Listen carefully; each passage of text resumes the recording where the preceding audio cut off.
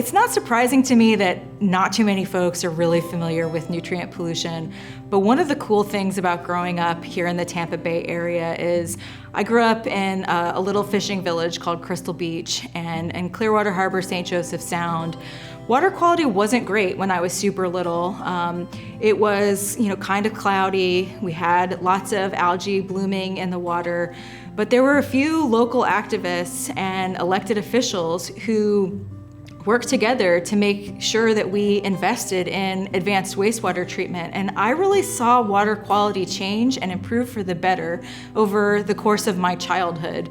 And I think it's really important when you're exposed to something like that, when you can see that actions have a consequence, and it's not always the environment getting worse and things are doom and gloom. You can see that if we work together, if we make investments, if we listen to the science, we can protect these places that we love.